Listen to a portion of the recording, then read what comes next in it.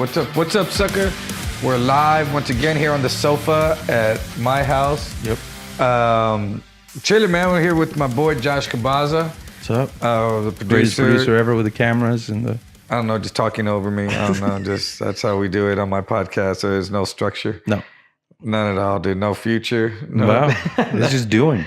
It's just a snodcast, dude. That's what it is. No, man, just over here chilling. I'm trying this new format because for those of y'all that don't know, Josh went and moved to Austin. Yeah. The studio, that is, and now he's trying to make the actual move to Austin to be one of those dudes. You know, those pronouns. Jeez. You know how they are. Right? Is that the proper way to say it? Yeah. Anyway, I don't want to offend anyone that's these Austin Jotos. But so Josh might be moving to Austin now, but he's relocated the studio. So now we're trying this new format over at my pad here in the living room. So when I do have guests, you know, we're trying to work out the kinks. So when we get a guest, where we're going to put them? Where are we going to put a guest here, Josh, when we have them right in the middle? I figured to make a studio in one of the rooms or something. Oh, yeah. So we're going to be changing the format again. Yeah. Yeah. This is not the final form. This is just coming back to it. So, yeah, don't get too used to it. But, yeah, man. But a lot of things been going on. Anyway, man, a lot of big changes, I guess, in my life. Yep. That is. But, you know, and for those of y'all that don't know, I'm back over here at my old house by Callahan, in the Inspiration Hills area. So, and it's cool getting everything set up again. Gonna have the UFC fights here again when I get my 100-inch home theater put back up. It's gonna be nice, dude. I do know one thing. I got so many shows that I'm like trying to get booked for, or they're trying to book me for, and I'm just that's a good a lot of things have. happening, man. There's a lot of changes, man. I've been so busy. A lot of road opportunities that I'm turning down. But one thing I do is I try not to schedule any show on a big pay-per-view UFC night. Yeah, because you'll have less of an audience. Well, it's not even that. It's because I don't want to be in the audience. I don't even want to be on the stage. I want to be watching the fight. I think though, specifically your audience, if they're coming to see you, also you're competing with the UFC fight. Yeah. So that's the because my audience watches UFC and all that. My friends, it's people that I hang out with. Mm-hmm. But yeah, mine's NPR, so I can't do day shows because then they're just completely nobody's there. Yeah, they're at home listening to NPR. Yeah. Your NPR crowd, it's rough, man. It is. You got to compete. You got with the news. I got this new peanut butter bit and how capitalism is the big peanut butter is ruining society. It's pretty good. Capitalism is the big peanut butter ruining society. How is peanut butter ruining society, though? It's not. That's not one of my jokes. I don't have. I wouldn't doubt it. I wouldn't doubt it. No, but I got a lot of things coming up, man. It's weird being taken up on all these road shows. Yeah. Now, but road shows are fun, except this last one. Did I tell you about what happened on the last? What happened? I'll tell you. I went to the Valley. Oh, shout out to the Valley, my hometown, Weslaco. Okay, so we went. Love that place. Okay, so I don't want to say any names, but the promoter, Henry, we were supposed to leave Wednesday to do radio Thursday, and then the show in Brownsville on Friday because they canceled Thursday's show in Kingsville. Okay. Because Henry got into it with somebody there. So they canceled that show. So maybe I'm wrong, Henry. You could probably call me or text me after you see this. But then, so anyway, Kingsville got canceled for whatever reason. So we had Brownsville. I'm headlining it on Friday because Henry got into it with Flo. Yeah. So Flo said, "Man, I ain't gonna deal with them. And if you want to headline it, Edward, go ahead. But I'm done with him, and I don't blame him." Yeah. So Flo bailed on it. So I'm gonna go down to the Valley and meet Valente and Fernando Chicon. This already happened. This happened a few weeks ago. Okay. So Henry says, "Hey man," I don't say any of his names, but his name's Henry. Yeah. He says, "I'm gonna pick you up Wednesday at noon." I said, "Damn, we're gonna be there like way early." the show's not till Friday. We're leaving Wednesday at noon.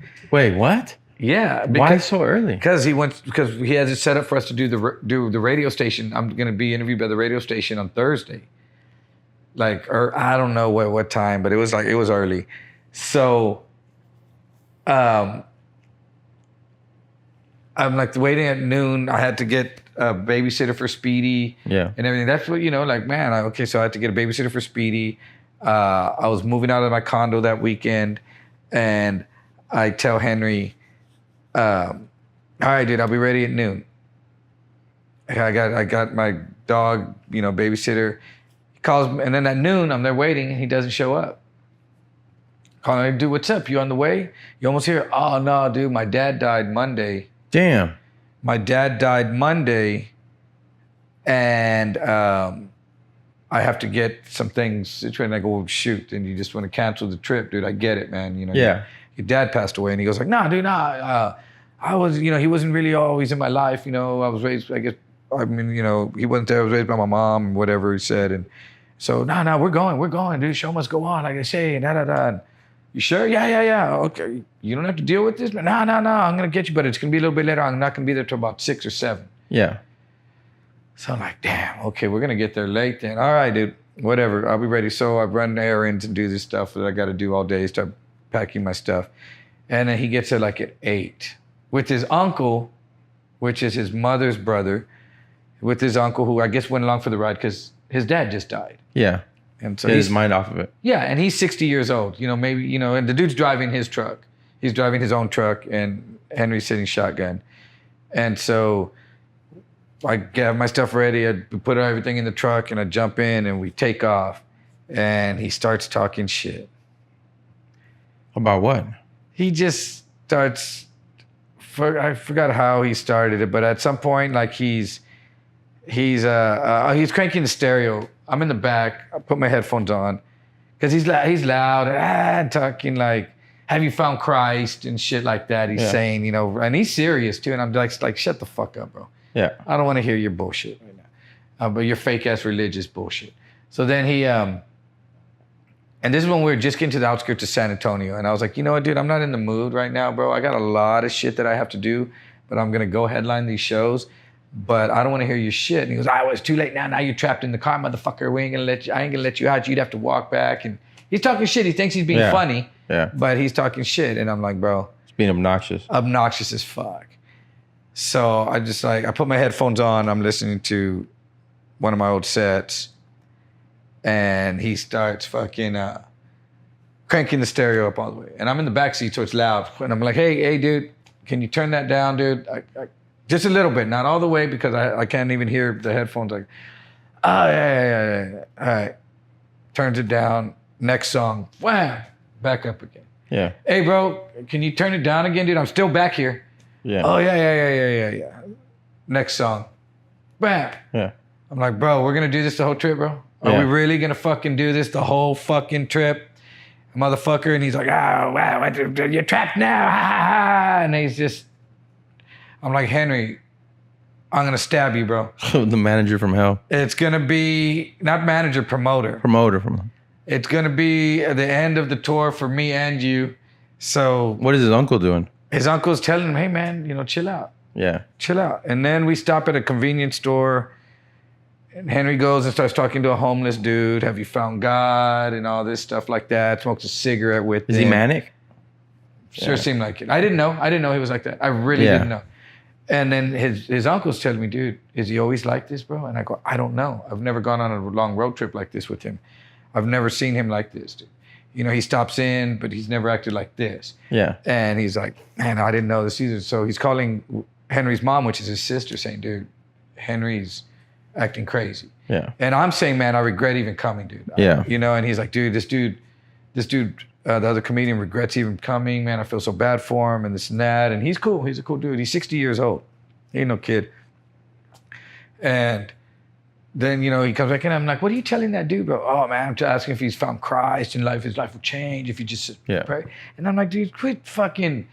And then he's on the phone calling people, hey, motherfucker, where's my fucking money, motherfucker? And he's cussing people out and talking all crazy on the phone and hanging up. And I'm like, you forgot to say amen after that phone call, bro. Like, what the fuck, dude?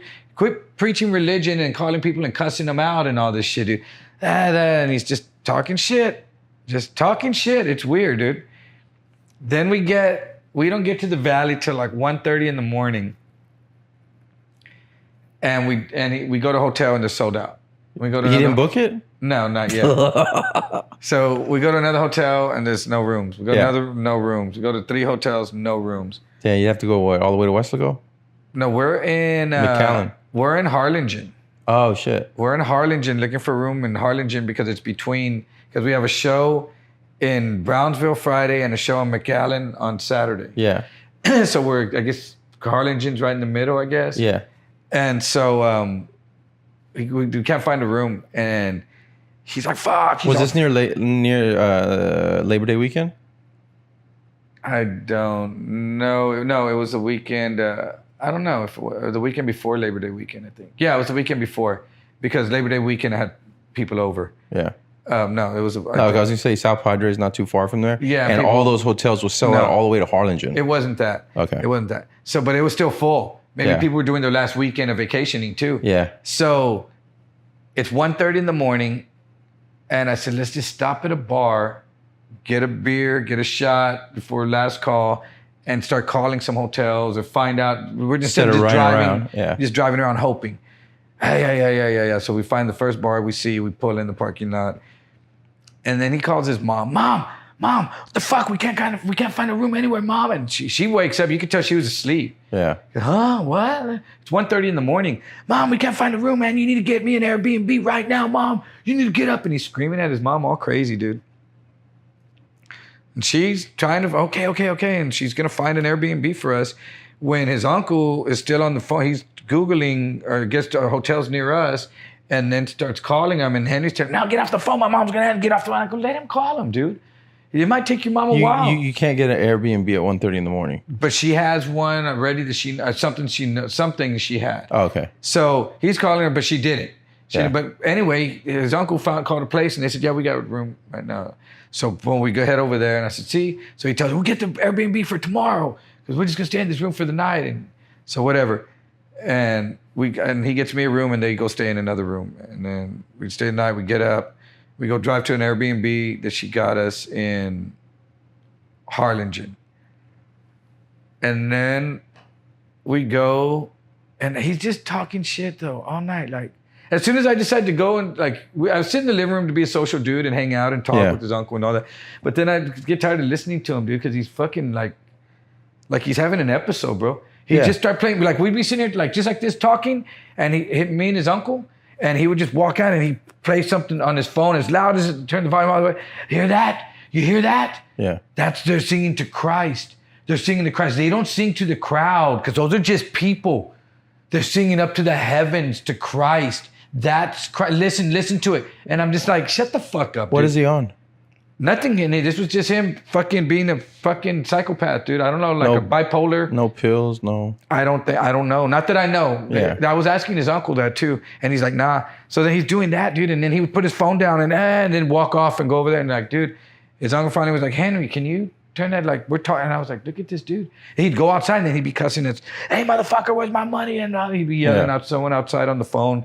And then he'd come back in. I hear that. That's the Beastie Boys. That's weird, dude. And I was just He's manic. And I was like, Henry, no one here is fucking playing anymore, bro. No one is fucking playing with you, dude. Why are you fucking acting like that? You need to find Christ. And he'd go off, and then so we get to the venue, Brownsville. I go in there, and Valenta says, Edward, come here, dude. I need to talk to you. And Valenta from the George Lopez show and from Blood In, Blood Out. He said, Edward, I need to talk to you outside. He goes, let Henry talk to the owner. The owner wants to talk to Henry. And we go outside, and he's like, dude, they're fucking pissed at him. Fucking pissed. Apparently, he'd given Henry $1,500, and he didn't do what he was going to say with it. The crowd was there was 70 people there, and he was pissed.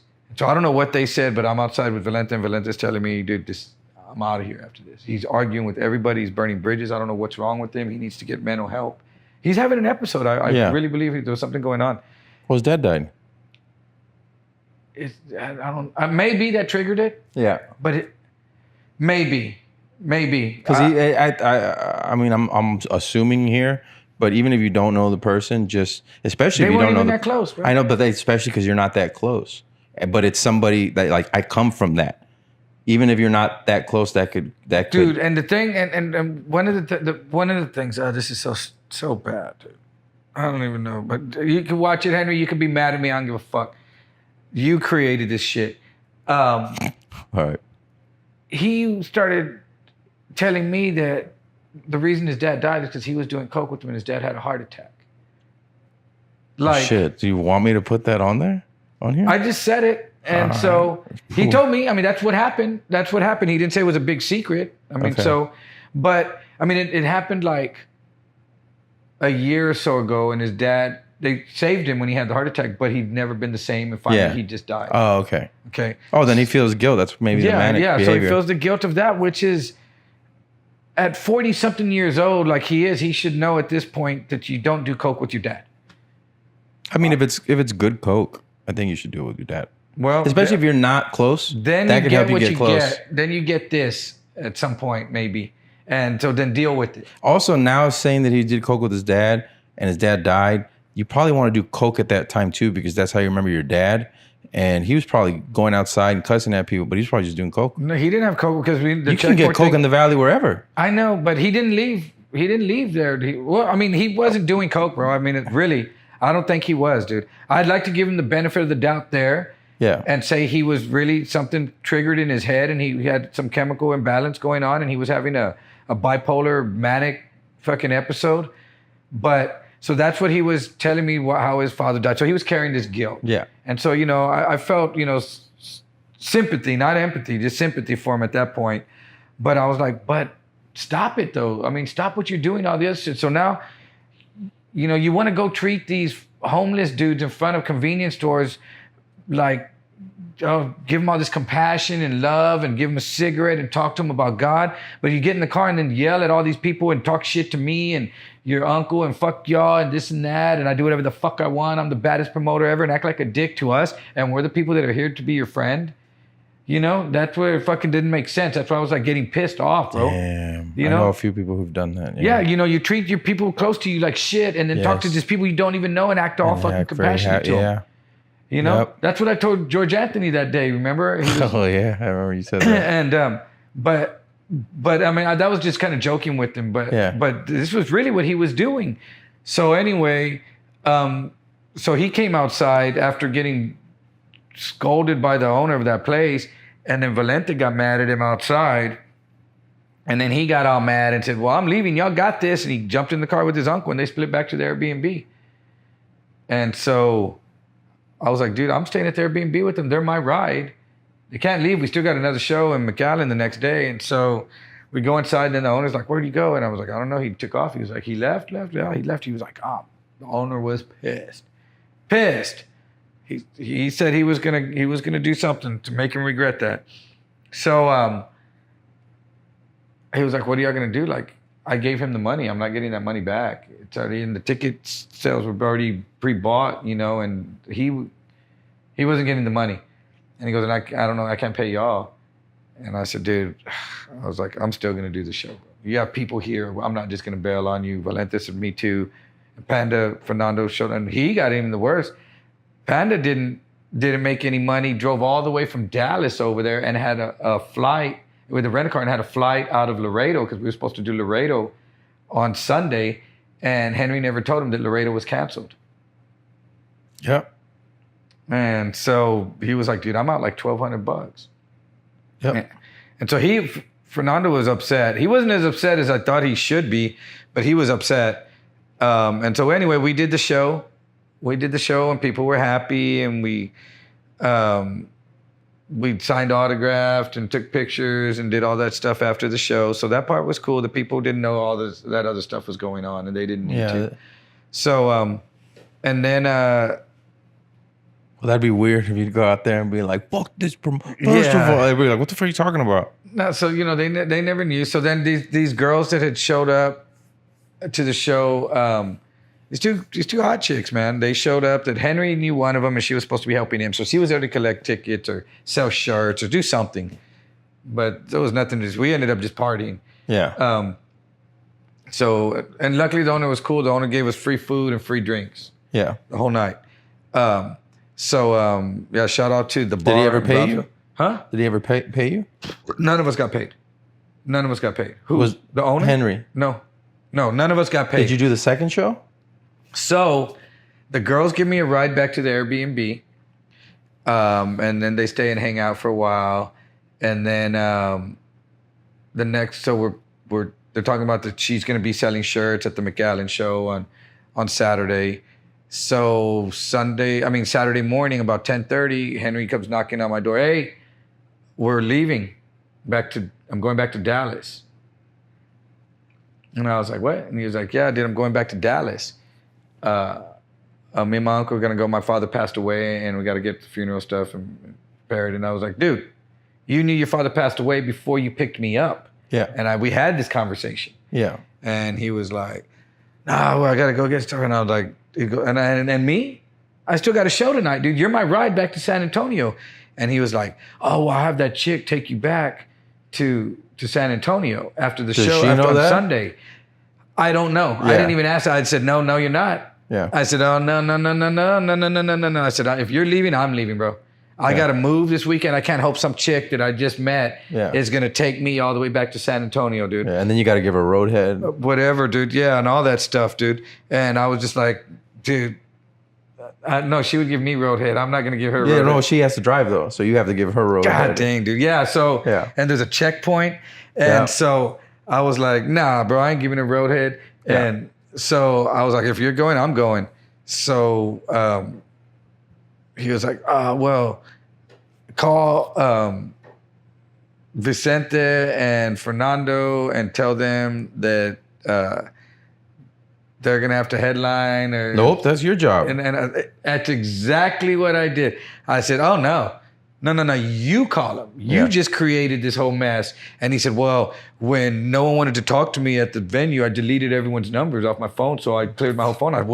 You're another genius move by you. Yeah. I was like, dude, we'll get on social media, whatever it is you do, and start messaging people or whatever and tell them, because I'm not your secretary all of a sudden because you made another stupid decision. Yeah. So he was all pissed off. And so he was over there calling people or whatever. And then messaging them, and then I heard him telling someone something that we weren't going to make it and we were going to be heading back and he wasn't feeling good or something, and just whatever. I got all my stuff and we jumped in the car, dude, and then you blared the radio again?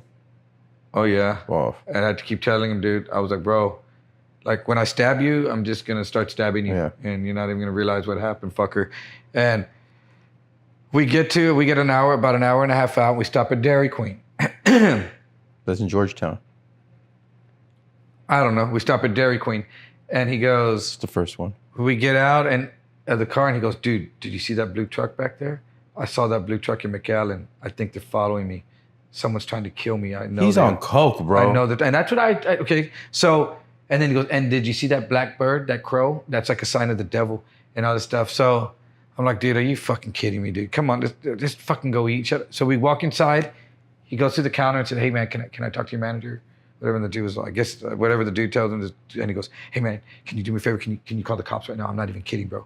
I'm not even kidding, dude. We just came from the valley and whatever. And I saw this car over there and I saw this truck here and I saw this crow and could call the cops, call 911. I swear to God, my life's in danger, dude. My life's in danger. Oh, he's on mad. And I was just like, what the fuck? And I'm listening to him and I'm looking at his uncle. Like, are you fucking serious? And then they said, if you want to call the cops, you can call them. We're not going to call them. So they hand him the phone. And he comes and sits at the table. And I was like, are you fucking serious, bro? You're going to fucking call the cops right now and tell them that your life's in danger and someone's following you and all this bullshit, bro. Are you fucking serious, dude? Yeah. I was like, man, you fucking talk all this shit. Oh, now I'm starting to like him. Yeah. And I'm fucking pissed, bro. Yeah. And I'm like, nah, bro, you're not fucking doing that. And he's like, yeah. And he calls his mom. Mom, they're following me, Mom. They're trying to kill me, Mom, and all this stuff. And then he goes to the restroom. What did his mom do? I don't know what. I got a cop over there. I'll call him. His uncle called his mom and was like, he's losing it. He's losing it. Yeah, we've got to get him help. Yeah. And so And there was this fucking, it's so stupid. There's this young kid, a dude, I guess 20, 21, and a girl about the same age, just sitting there at a booth. And then there's a homeless dude sitting in the back. Yeah. I tell Henry, I said, bro, are you on coke? Or are you having a fucking episode where we need to call Adult Protective Services and have you fucking carted away and checked in? Because you're tripping, bro. Yeah. You're fucking, what the fuck is wrong with you? No bullshit. What the fuck is wrong with you? And he gets up and goes to the restroom. He comes back out. That kid gets up and walks up to him and says, hey, man, I heard your conversation over there, man. Do you need anything? I got some. He tries to sell him coke. Yeah. This kid tries to sell him fucking coke. And I'm looking at him and I watch him walk up to him because I wonder, what's this guy going to tell him? And I hear him. He's trying to whisper, but I could hear him. There's no one in this place. Yeah. And I go, hey, what the fuck, dude? And then Henry starts telling, get the fuck away from me, man. Like, no, man. Like, he's not on drugs. Like, telling him I'm not on drugs. Get the fuck away. And so that dude's like, oh, looks at him all crazy. Like, what's wrong with y'all? You know, and he goes and sits back down.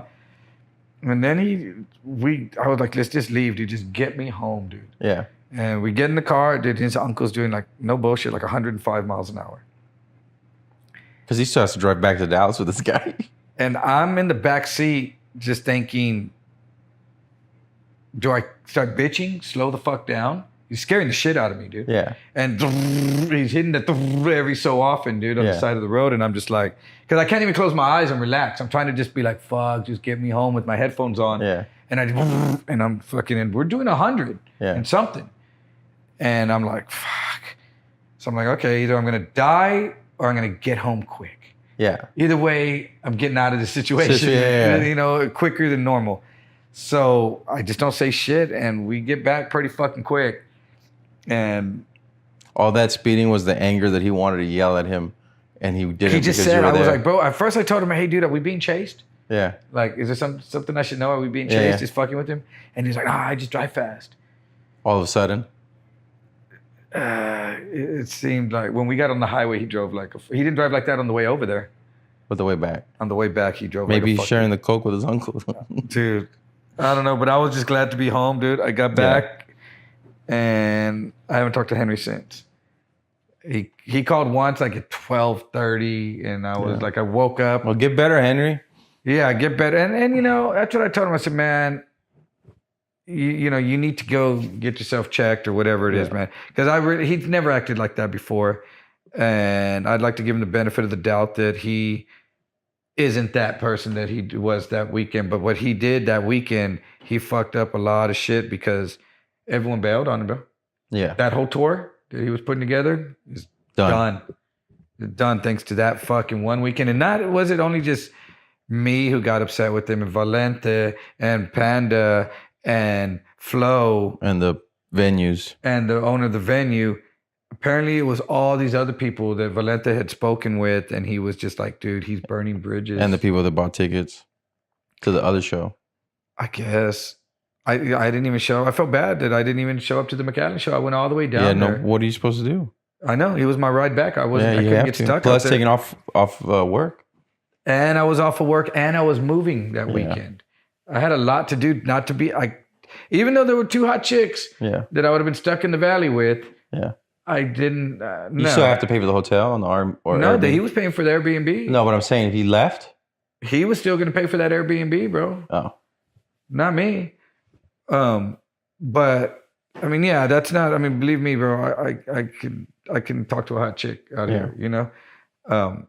It was just a bad. So, you know, I talked to Carlos Mencia the other day, and I told him what was going on, and he was just like, "Well, dude, I don't have a feature with me right now. If you want to fucking jump on the road with me, do it. Just let me know." And so, and then those 3 weeks I just took off of work. I didn't go because I had to move. I'm still getting situated.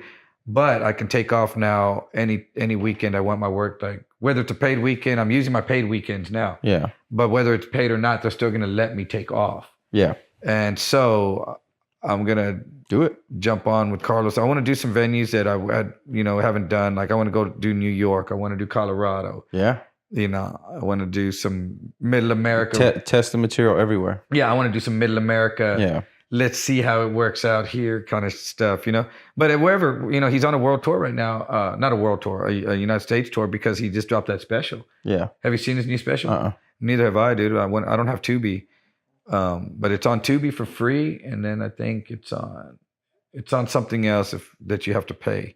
But I want to see it, dude. It's probably badass, dude. Either way, we're doing, you know, the LOL November 2nd through the 5th. So that should be, I'll talk to him then and then see what's coming up that I want to jump on instead of that. You know, but anyway, Valente and Flo and Panda, they regrouped. And doing another one. And they're changed the name of the tour because I guess Henry had that name of that tour. And they're on it already, man. And without the argument of all that playing. The problem with what he was doing, dude, is as a promoter, he was trying to be too involved and hang out with the comedians. A lot of the times I've noticed promoters or club owners want to be comedians. Yes. So they either can't or they just never got up and worked on it or anything. So they try to be within the realm of comedy. And that's what the problem is. He wants to be intertwined and stay at the room with the comedians and talk shit and play, but he takes it too far. Yeah. At some point, no one's playing with him anymore. Now you're just obnoxious and being annoying. And then he's talking about, I'm going to go up and do time tonight. You know, I'm like, really, dude? Yeah, I'm funnier than all the other fuckers. Then why don't you go on tour and do your own shit? Exactly, dude. Then what are we here for? I said, you know what, bro? I told him because he was like, I'm going to go up. I go, you know what, dude? If you go up, bro, then go ahead and just start asking people from the crowd to go up and just hold an open mic because I'm out of there if you go up. Yeah. You're not a comedian, bro. You're not here. You're the promoter, but you want to be all intertwined with everyone. Yeah, that's what it is. He wants to be, look at me, and it backfired on him. And the promoter just needs to be a promoter. We just have to really meet once or twice and that's it, you know? Yeah. You don't even have to actually go. Yeah. You know, the promoter just needs to promote and do his job. And that's where he dropped the ball because he should have just promoted instead of trying to fucking be intertwined with all the comedians. I needed that $1,500 for drugs. I mean, I'm sure they could, you know, $1,500 can get you a good amount of drugs. I would assume so. For a weekend. But if that's, I mean, he's got money. The thing is, Henry has money. Oh. He's got money. It's not like he needed that $1,500 to survive. He's got money. Yeah. He hustles over there and you know, and that's why that girl was saying she had good things to say about him. She was dedicated. She said she worked with him before in his attorney ventures that he does, working with attorneys. Yeah. And she said that he always paid up on time. Everything never was a problem. I was like, well, this is a different game, man. The comedy game is different.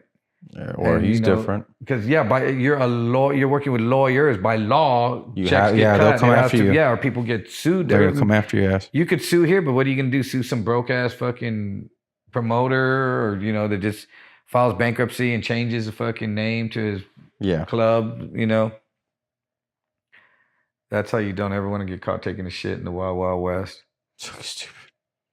It's fucking stupid. I know. The whole time we've been podcasting, I saw a hooker get murdered, nudity. What movie is this? Brimstone. The guy got his throat cut. Now this guy who's taking a shit is getting hung while taking a shit, and in an outhouse. And he looks like he's fighting back pretty good. That's John Stark. I got hit by a car yesterday. Yeah. Personally, walking. In Austin? Oh, yeah. That's normal. I was crossing the street right from, it's on 5th Street, and then there's Trinity, and this stupid car tried to turn right on Trinity, but it's a one-way. And so he was past the crosswalk. And so I looked, and nobody's coming. I'm supposed to walk the things to walk. Ooh. So I start walking, and of course there's, you know, I want to make sure there's no other cars coming. So when I look, I just feel, boom, I get hit. He reversed into me. Oh, reverse. And I had a Chick-fil-A cup, and he broke the cup, and I hit the car. Did you fall down? No, I didn't fall down. I'm actually lucky that he didn't, like, it. What it would have done if he would have kept going, it would have ran over my right leg. He would have hyperextended it and ran over, but he didn't hit my leg. He hit my hand first. But it looked like it sounded like I went up and punched his car. is what And it he sounded just hit like. the brakes He immediately? immediately hit the brakes. What kind of car? It looked like it was a Hyundai. It was a Hyundai. I forgot what kind of car. It was blue. An Like SUV or a no, car? it's a car, big sedan. So Sonata. no, it wasn't a Sonata. Genesis. Not a Genesis. It starts with the E, I think. Is it E? Anyway, so Exciter. I don't know. He hits me with a car, right? And then he stopped immediately, and everybody else stopped. The car that was turning left onto Fifth. What time was this at? This is like 5:00 in the afternoon. Oh, so there's people. It's busy. Oh, it's busy as hell. And when he hit it, I was like, what the fuck? And I looked at my cup and I was like, man, fucking crushed my cup. And I just kept walking. And he looks at me and he's like, oh, like he was a young dude, right? And he's looking at me like, oh, I was just like, the fuck, bro? And I kept walking. And then I look up and I notice everybody on the sidewalk stopped. Everybody behind me. The car right here is just looking like, what the fuck? And I just kept walking. I was like, all right, guys. And the car just drove off? And then he kept like stopping, like looking at me like, are you okay? Are you okay? And I didn't want to look at him. I was like, it was weird. I felt embarrassed. That's what I was going to say. You were embarrassed? I was embarrassed. Like, fucking leave, bro. What the fuck? And then when I get to the door, I was like, man, that kind of hurt my hand. I was like, that was a hit and run kind of. Like nothing was, you know what I mean? Like if a cop would have saw that or anything, but there would have been a police report. But I was already in the mode of like, I got to get this done. I got to get that done. I got to get this done, to where I get hit by a car and I'm so in that mode that it didn't even occur to me. It was just like, it was an inconvenience. But like you weren't really that hurt. I wasn't hurt at all. It was just he hit my hand and that kind of hurt a little bit, but it doesn't hurt now. You know what I mean? And I saw a lady get hit like that downtown. And she rode the hood. Oh shit. Oh, I've actually been I've like when I get to the other side, I do the sign of the cross because I'm an idiot and I was just zoned out and I crossed and then I was like, did you even look, you motherfucker? And I look and I'm like, I didn't look at anything. I could have just took a step out and boom, fucking idiot. But this time it was his fault. He reversed into me. Wow. But I was so stuck in get this done, then get this done that I just, it was like somebody get hit by a car. I don't have time to get hit by a car. Get back to work, everybody. You're a machine, dude. Well, now I really feel like I am a machine because I went to the doctor and they did blood work and they gave me, 6 days to live. They gave me 6 days. No, he gave me a pill. For what? It's for insomnia but it's for night shift workers, he said. And basically what it feels like, it's a sleeping pill? No, it's like a caffeine pill. But I don't feel jittery. They gave you a caffeine pill for insomnia. That's what he said. It's for insomnia, and he goes. But insomnia is when you can't sleep. I know that. But caffeine is to keep you from sleeping. Well, here's the crazy part. When I'm awake, like right now, I'm 100% awake. There is no or trying to get tired, all the way up to like when I'm about to go to bed. And then when I lay down to go to bed, it's off. Like a button is pressed off. And here's the thing that sucks. I can't, if I set an alarm, I'm not going to hear it. Like I have to be like, wake the fuck up. And then it takes a little bit to wake up. And in the morning, I'm starving. I'm fucking hungry in the morning. And I never used to be that way. Do you eat late? No, I haven't really been eating. Well, it's probably because it's a stimulant. Oh, how long have you been taking that pill for? 3-4 days. Ugh. I'm glad I don't. And you're supposed to take one every day?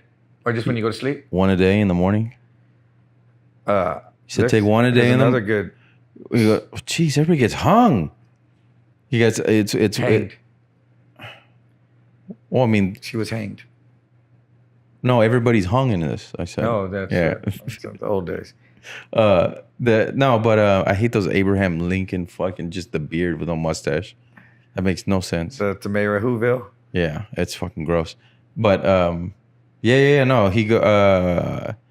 If I guess it feels like Adderall a little bit, but Adderall would give me other side effects. This one doesn't feel like I'm getting side effects other than not feeling emotion. Did you just go to the doctor for blood work?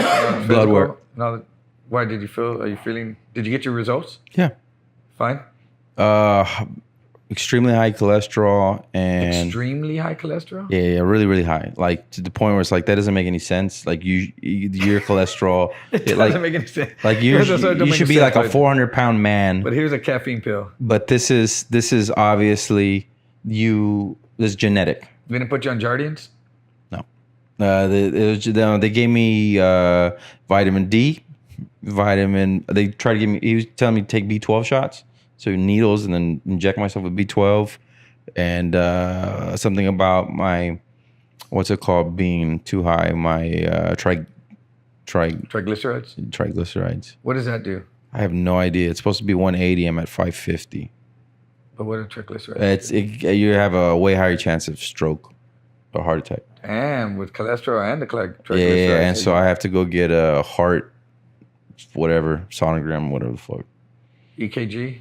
Yeah. No, sonogram. They're going to see if it's pregnant. Oh, yeah, the heart sonogram. That old heart sonogram. Yeah. To make sure it's not all clogged up. You know, I have a friend of mine that he's a lawyer, and he does, he did Social Security disability. Like, he got people the benefits and stuff. And I guess he did it for so long, or whatever, he was around those people so much. Yeah. That he became a hypochondriac.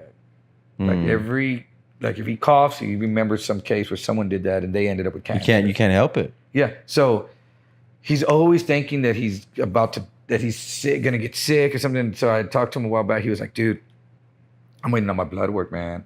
I know they're gonna fucking find something, bro. I know they're gonna fucking find something. I was like, why do you he's like 50 years old. Yeah. And I'm like, do you feel sick or something? He's like, no, man, but I just know they're gonna find something, dude. I know. And I'm like, have you been feeling sick? Have you been in the past? Are you on and off sick? No. Then why do you want to be sick?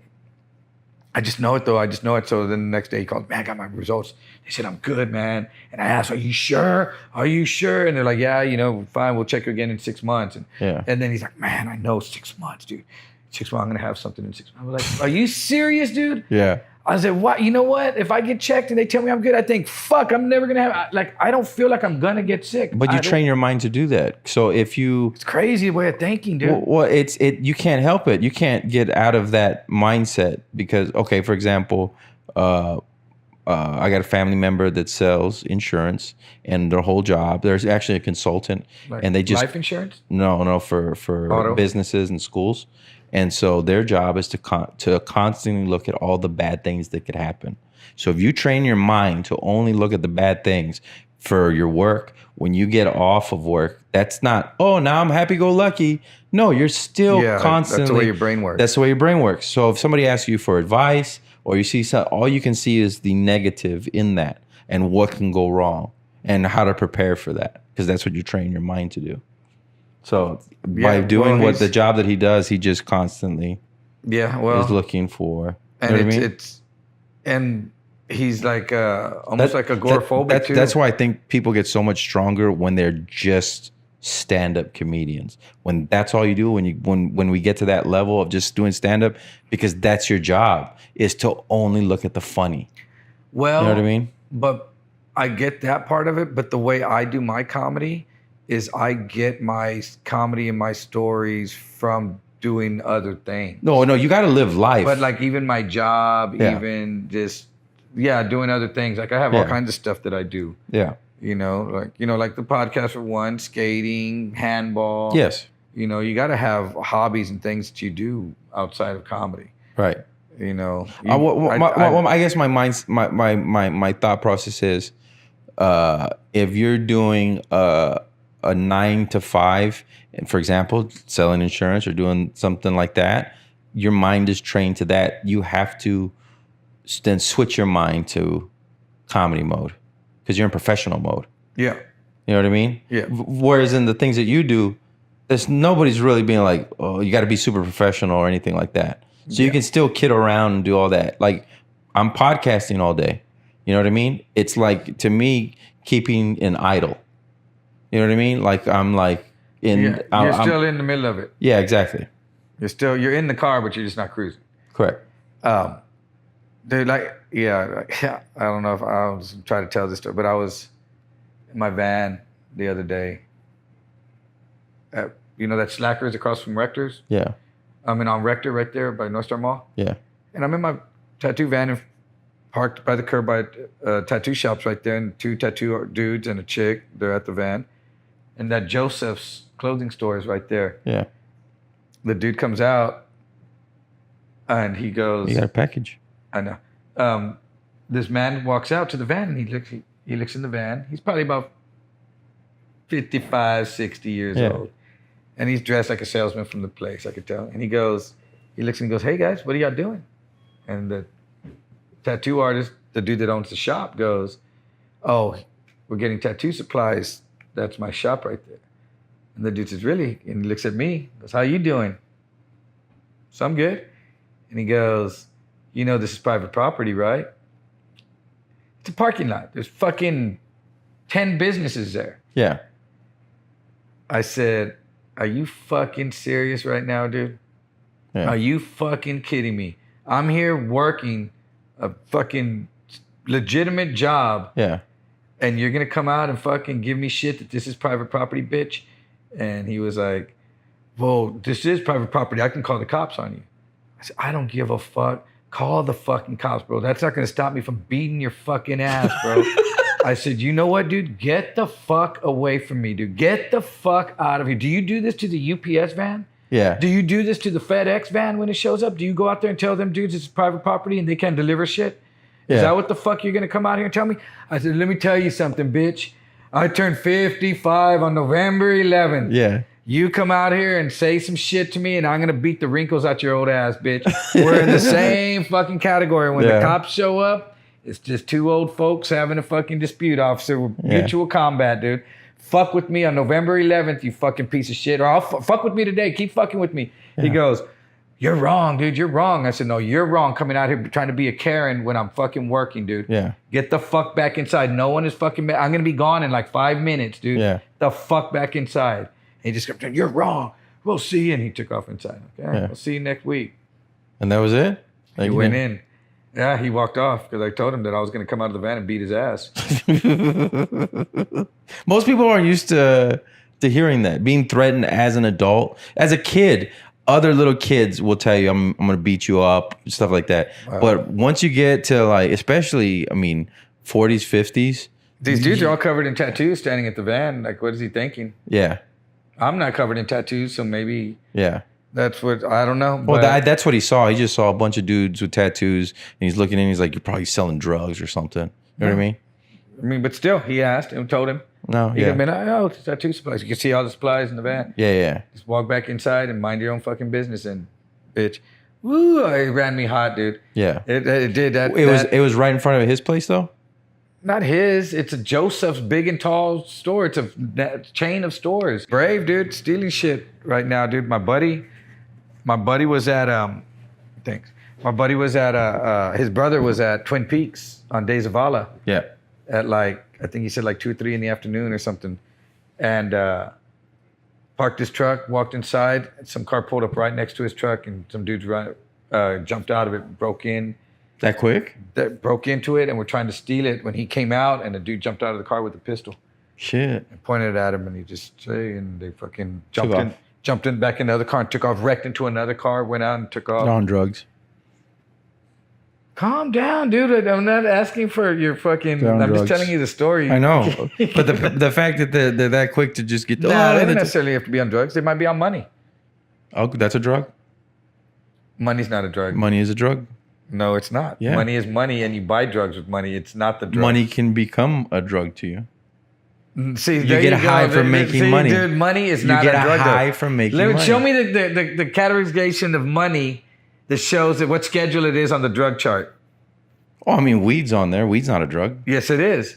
I know. It's on the chart, but I'm saying the chart's wrong. Shut the fuck up, The chart is wrong. Dude, there you go. I know the chart is wrong, but money is never going to be on the drug chart. Like, people are going to need money. Do people need money to live?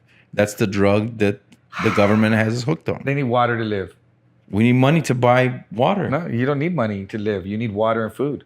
That's it. And what buys water and food? You don't need money. What buys water and food?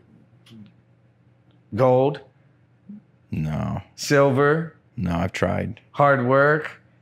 But you don't have to. If everything, the monetary like you that holds the world ending, the digital currency thing, the power, money doesn't matter. The banks go belly. You don't need money to get food to live. You go hunt down a fucking animal and you eat it. And you go to a lake or a river and you get your own, clean your water and you fucking drink it. So you don't need no money. Can people get addicted to money? I don't know.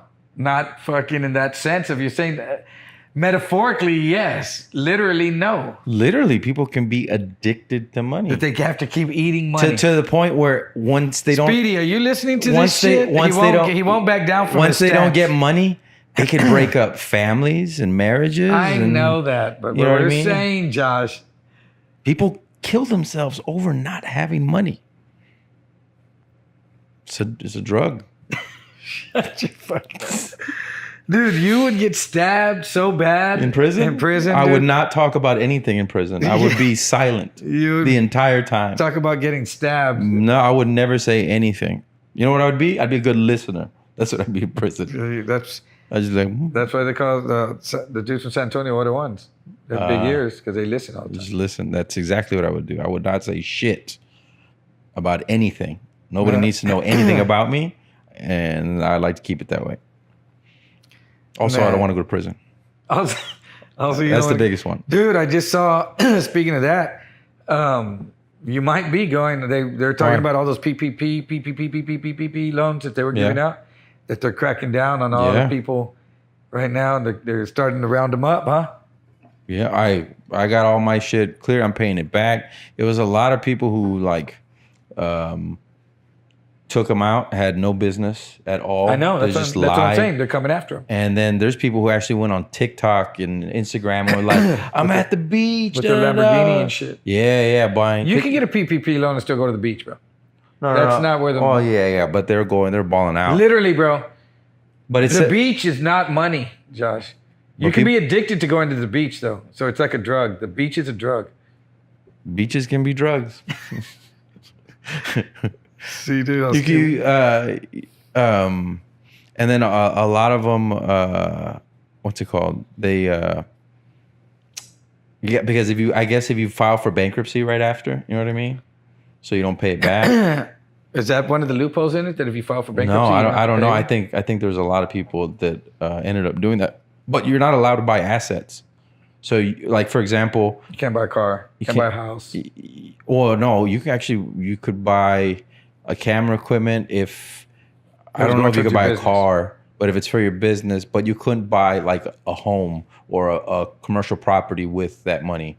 You couldn't buy gold with that money. You couldn't buy stuff like that. You can? You cannot. You can't buy? No. So it could go to like your daily expenses, employees, Drugs? No, not drugs. Camera Drugs could be equipment. daily expense. I guess if it's a If drugs, you're addicted to drugs and Yes. drugs are a daily expense, then you have to be able to buy drugs. No, that's some fucking weird ultra liberal thinking, I think. No, dude. If part of your day is to do drugs to operate, then one of your daily expenses would be drugs. So if you're allowed to spend that money on daily expenses, then you would be allowed to spend it on drugs. But the expenses. How does that not make sense to you? But it makes sense if money was a drug. Because the expense has to be legal. Do you see what I'm dealing with? If it's considered illegal, you cannot purchase that. You know what I mean? There's dispensaries. No, but in your state, you can't. You There's still dispensaries can't. here? You can't. I don't believe you can write that off for the IRS. Like, let's say if you buy alcohol for your clients, you can write that off. If you buy a bunch of weed for your clients, you can't write that off. Who's talking about writing anything off? In order to write it off, in order to be an expense, it's like a write-off. No, well, it's a daily. It's your drug. You can have a prescription. You can do your Okay, it's like prescription. if somebody was. But you can have a prescription. You can spend money on your prescriptions, then, right? I don't know. I don't think so. If I you don't know, though. needed insulin daily and you had No, this because it's for the PPP. business. Does your business need Yes, insulin? because you run the business if you have your insulin. If not, you can't run shit.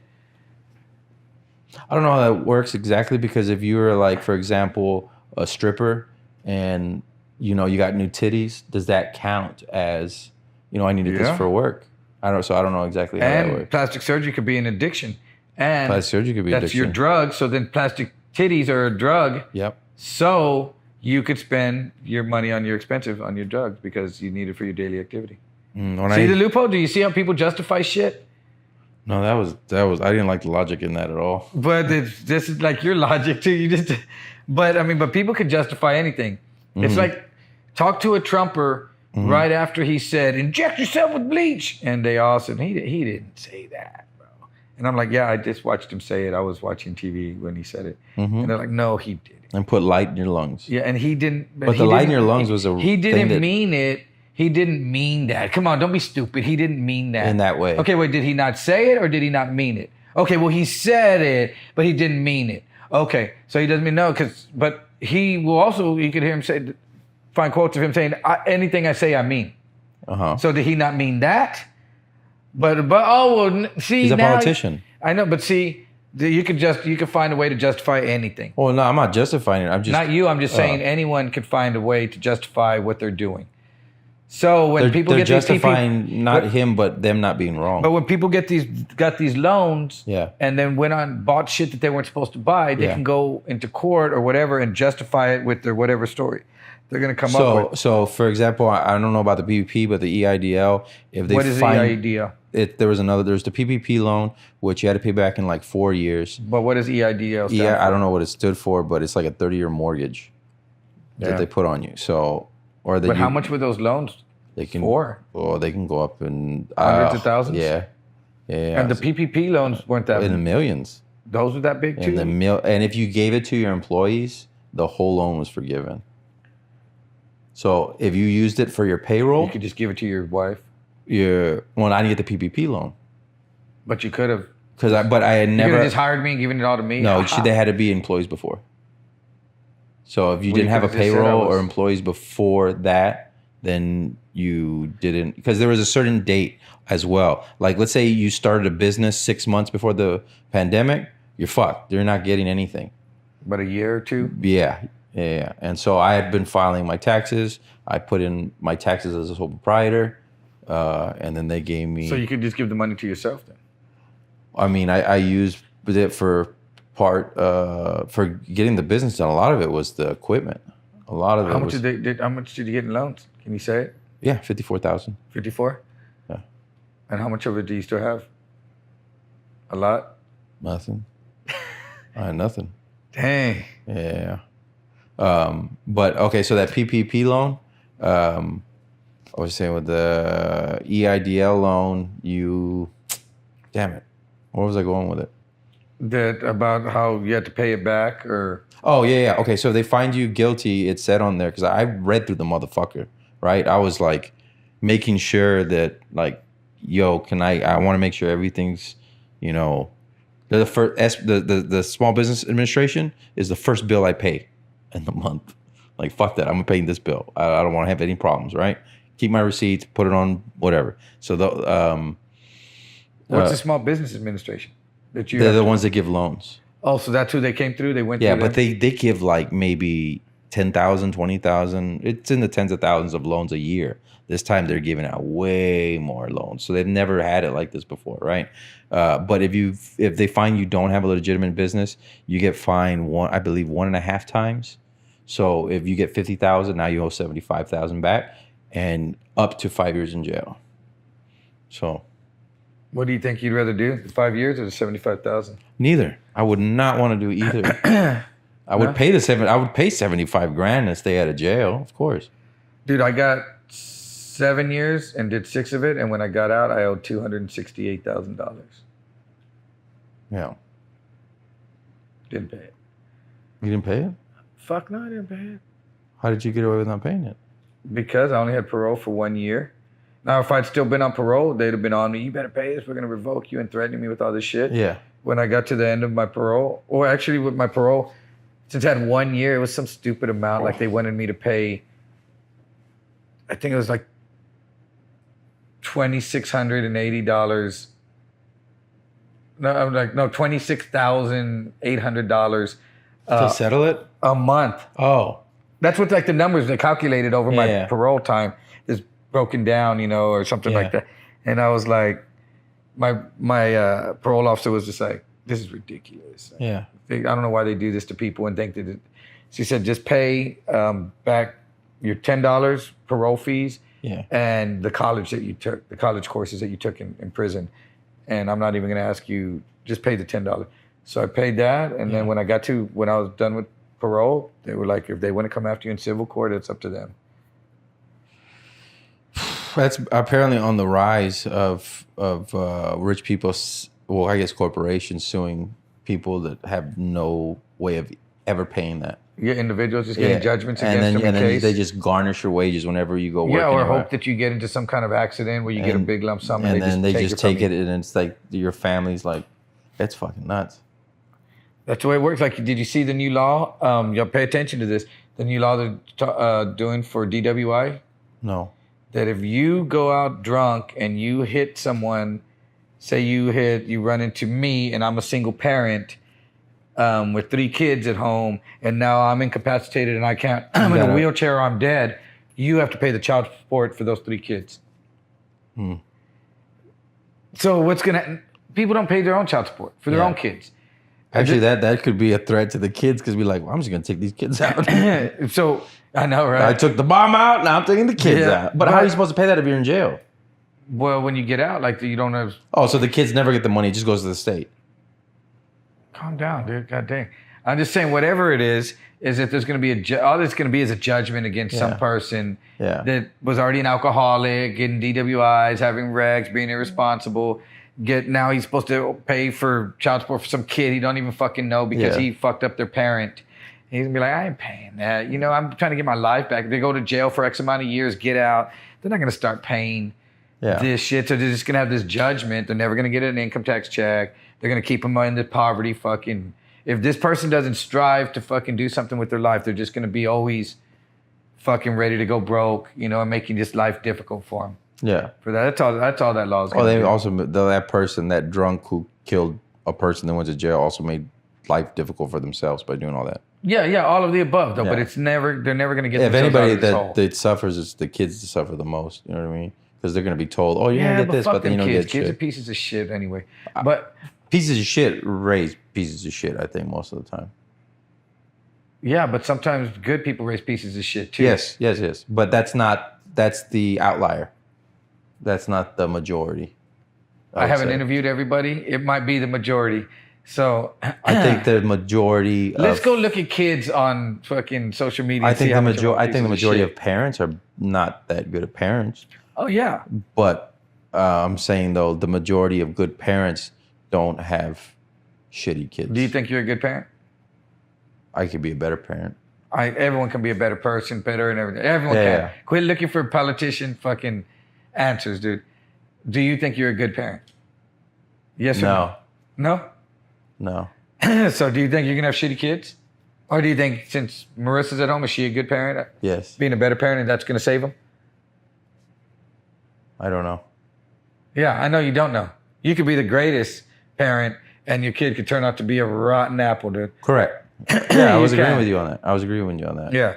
So the only reason I say I'm the fun parent. So it's every time it's like, Dad, donuts. Let's go eat here. Everything's a fun thing. Yeah, because you're the fat, sloppy dad. All right. Well, there's that. But and then my wife, who knows their teachers, knows their homework, their grades, everything, is like she's the more strict parent. You know what I mean? Yeah, I know. So she's definitely the better parent. That's the parent you need. My kids, 100%. Nah. Yeah. My kids is, nah. Yeah. 2 strikes. My 2 sons. But, I mean, I know I fucked up because I went to prison when my sons were young, but I wasn't there. Yeah. And my wife divorced me and remarried right away, like 3 days after I left.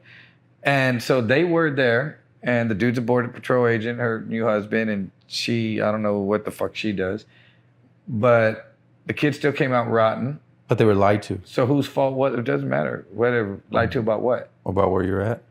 That didn't make, they didn't know. They thought I was working the whole time, so they were, but they were going to school and doing their thing. So whatever. Correct. That isn't what ruined them. That has nothing to do with it. No, I'm saying that's not what ruined them. But I'm just saying they're fucking fuck ups. But whose fault is it? Mine for not being there or hers for being there? No. I'm not saying about the person being there or not being there. I am though. I'm the one. It's my podcast.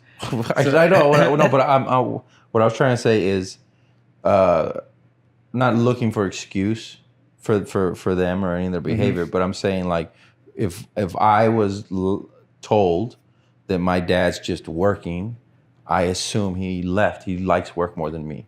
Yeah. Instead of being told the truth. Yeah, I get that You know part. what I That's mean? how I ended up the piece of shit. Which I was the piece of Yeah. shit for going to prison to begin with. Yeah. But that's how I ended up being the piece of shit that wasn't there because I was gone. Like Yeah, apparently yeah. I chose work instead of them. That's exactly how they took it for years. Maybe, I don't know if that's how they took it. But either way, they did. I know my oldest son didn't take it well because my mom told me that he had gone to school. I didn't find out this till not even that long ago, that when he was at St. Paul's, that he would go to school and just put his head down and cry. And because I was just gone, we were close. Yeah. We were really close.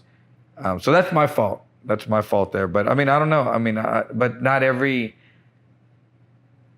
kid who has a father that goes to prison ends up doing what my son is doing, you know? Right. So, I mean, I guess you choose what you're going to do too. It's the guy who the two sons that have a father is an alcoholic, and it's like, I'll never drink. Why? Because my dad used to drink. Or I drink. Why? Because my dad used to drink. It's just the both. It comes. To What that, are you going to do? You got to be the strong person. Be the person that breaks the generational trend. Yeah. You know what I mean? My mom told me that. That was crazy. She's like, Because your mom's crazy? Break the trend. And I was like, what trend? I don't even fucking see the trend. You know what's fucked up is I started the trend. I went to prison, and now my son went to prison. No one else has gone to prison in my family. And I hope that my granddaughter doesn't go to prison, or he doesn't have another kid that goes to prison. Your granddaughter has a good example of how a person comes out of prison and changes their life. Yeah, but not in her father. Yeah. Yeah. What's crazy is her father isn't changing her life. His life. He's non-existent. So she sees that, and then she sees me. Yeah. That knows I've been and what I'm doing. So I'm grandpa dad. Yep. But it's she's a good kid. She's a good kid, but I don't know at what point they just turn into a bad kid. They do it behind your back. Yeah. They don't do it in front of you. There's always going to be something. Oh, I know, but they don't. I'm just saying being bad. Yeah. Literally, like going out and carrying a gun and like, hey, dad, I'll at the barbecue here. But then when they split, they're stealing cars and selling drugs and being a gangbanger. There's that, you know. The only thing as a parent you have control of is unconditional love. Show them unconditional love. That's all you can do. Yep.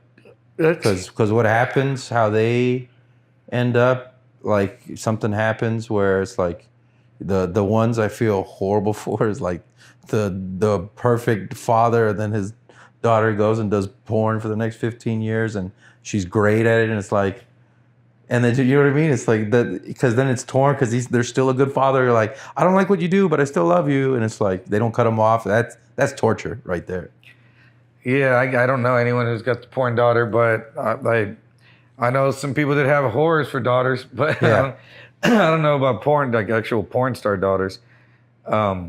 I did know a porn star. I didn't know her dad. Yeah. So Most I don't of know them what her don't. dad thought. There's a girl I went to high school with. She actually is in porn. You can pull her up and all this stuff. But I don't know. It's the person, because I could use that excuse to be a bad person myself, but I've been to prison and no one, Yeah. and do that. But that's not how I operate. So I think all of that is a choice, dude. All of that is a choice of you want to wallow and be a victim your whole fucking life. Yeah. You can be that, but if you want to fucking pull your head out of it and snap and go, all right, man. And I think a lot of it, I mean, some of it is genetic, but I think a lot of it is being shown that example. You know what I mean? Well, but even if I know that would help. That helps but a lot. not yeah. everyone is shown those examples, so no. they have to learn them themselves, and Yes. you have to be you have to have willpower. That's breaking the generational curse. You have to have willpower and go like years from now, think about this, generations from now, when people do their fucking Ancestry.com and they get to my branch, they're going to be like, what the fuck happened in this branch? It's all fucked up, dude. Well, it's not done yet, though.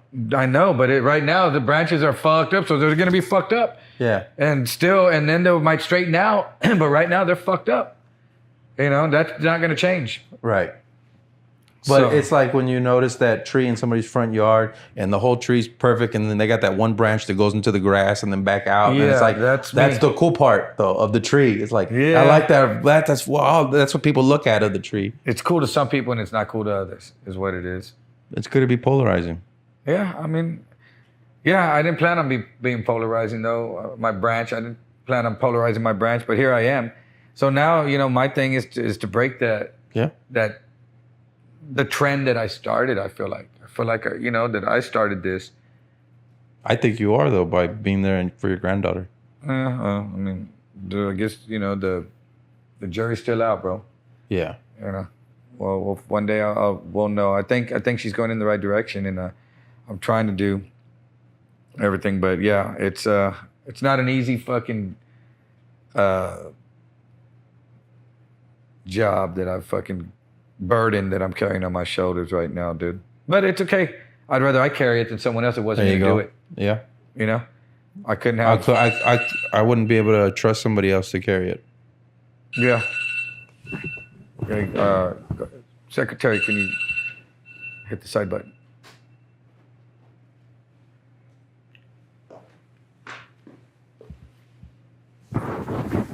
But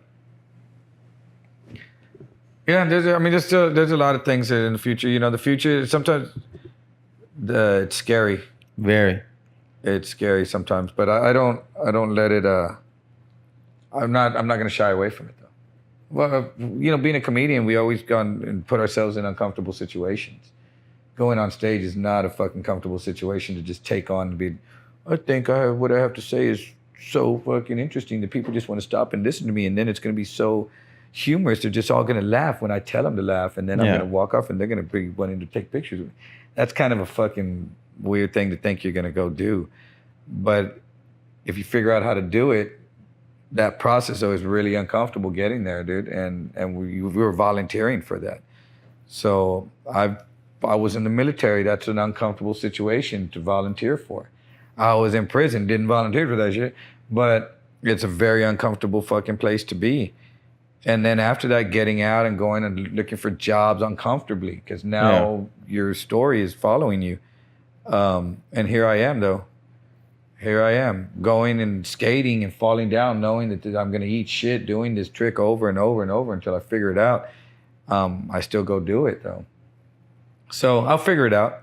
I always do. That's when I start to feel like down on myself about shit, I always think like, dude, I've been through fucking tough. It's just tough now. But I'm gonna walk out of there. Peaks and valleys. Yeah. So anyway. Well, I've learned to distance myself from people who only bring up the problems. There's never solutions ever. You know what I mean? Yeah. We can talk about problems. All right, now what's the solution? What are we doing? You know what I mean? Stop telling me no, we can't, or that's dumb. Like, all right, so what do you have? What's your solution? Well, I don't have one. Well, then shut the fuck up. Yeah. I know exactly what you mean. Some people that just add to the problem, pretty much. Yeah, that whole phrase, if you're not part of the solution, you're part of the problem. Not always, but just shut up and be good energy, peaceful. Yeah. You know what I mean? You don't need to do that. You don't need to add more. I feel like that mentality a lot of times will take like, okay, so something bad happened, and then they think of 4 or 5 things that happened in that month bad, and now everything sucks because everybody's against them. And then when you realize nobody cares. That's the victim mentality. Yeah. Nobody gives a shit. Yeah. All right, so what do you got to do? I realize that, dude. Motherfuckers don't give a fuck Not at all. I mean, there's a few people that do, but in general, it's your own. In fact, when you try problem. to do something that they feel you can't do, when you fail, it makes them feel better. They're watching. That's why they don't delete you when they don't like you and they don't delete you. Yeah. Because they want to see you fail before they see you prosper. Yeah. I get it. I've seen some motherfuckers that have pissed me off too, and I'm like, let's see this backfire on you. Here's the biggest one that I've learned is when they come up to you and tell you, like, man, I used to think you hated me, man. And then they're like real friendly. That's them letting you know I used to hate you. You get that a lot. I don't really get that. I know you used to feel that. I know you used to feel that a lot of people hated I used to feel that a lot, and now I've learned to be like, you see something in me that you don't like in yourself, and you're making it a bigger deal than it really is. So I can't feed into that. So I look at it the same way that people who I don't know like me. I never get like, oh, you like me? I'm just like, cool, all right. So I feel the same way now. Like I feel from you, you don't like me. I'm like, all right, now I know. Just don't be around you. I'd rather also the person who is extreme, like compliment, and I just met them. That makes me feel very uncomfortable. I immediately think lucky you have you an don't probably agenda. get that a lot. I've been getting it more lately. Hey. A lot more lately. And You've been in Austin a lot more. Yeah, it's the studio and getting it put up, and Those guys in Austin. and people want. That's how they do it in Austin. People want to, people want to help, and I appreciate the help, but then They want to be part of it. yeah, they want to be a part of it, and I'm like, I don't want you to do anything, because then I'm gonna feel like I owe you them, something, yep. and Or they might feel you owe them or too. they can feel that all they want. I don't give a fuck if they feel it, but if I feel it, then Well, if they start feeling, then they're gonna be around feeling like you owe them. They're gonna tell people that you owe them. I did this for him and this and that. and then people ask me and be like, yeah, no, he's dumb. He did it all for me. Did all that shit. I didn't promise him nothing. Yeah, it's just what show? You're on the show tomorrow, right? We're doing tomorrow. LOL.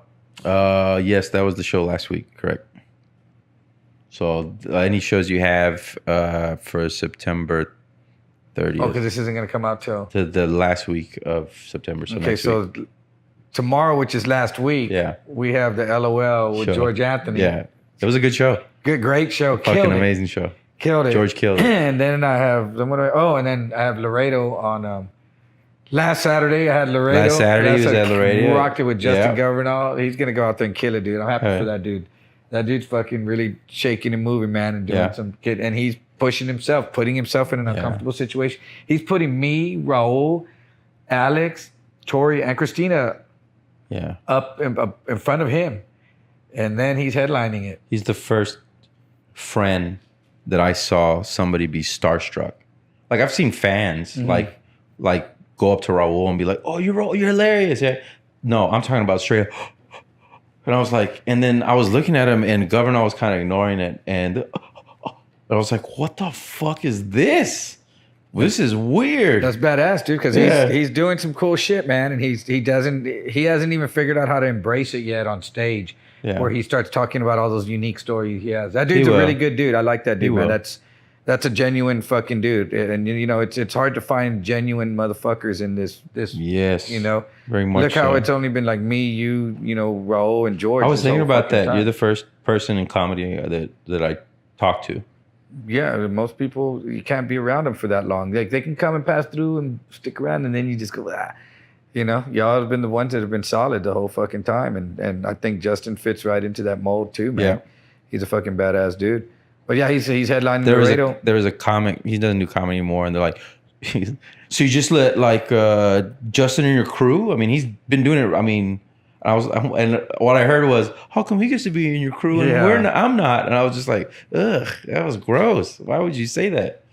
Yeah, and that's how a lot of people carry themselves. It's how you carry yourself off stage, bro. I mean, too, if you can't just be a regular person off stage, Most people can't. It's tough. It's tough for those people that can't turn it off, dude.